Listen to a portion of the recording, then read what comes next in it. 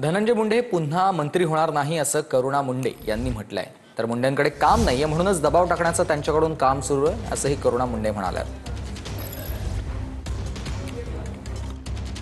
करुणा मुंडे सध्या आमच्या सोबत आहे। ताई, धनंजय मुंडे ध्यान साधनानंतर आता रामकुंडावर धार्मिक विधीसाठी गेले आहेत, काय प्रतिक्रिया तुम्ही?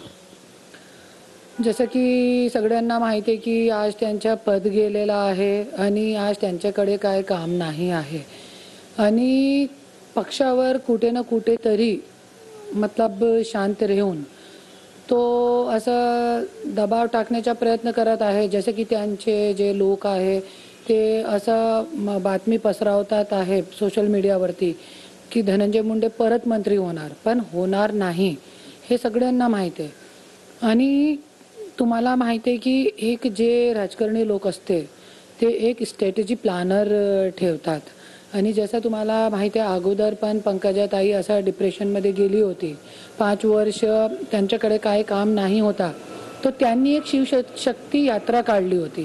त्यानंतर त्यांचा ग्राफ असं पॉझिटिव्हिटी करून करून करून वाढत चालला आणि आज तो त्या मंत्री झाले। तसंच असे स्ट्रॅटेजी प्लॅनर असतो तो असं स्ट्रॅटेजी प्लॅनरनी हे सगळं सांगितलं असेल त्यांना की असं असं करा। तेच स्ट्रॅटेजी सगळ्यांच्यासाठी असतो।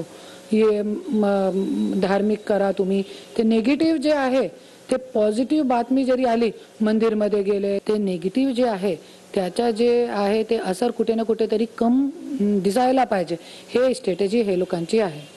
कॅमेरामॅन संतोष कदमसह गोविंद ठाकूर, TV9 मराठी, मुंबई।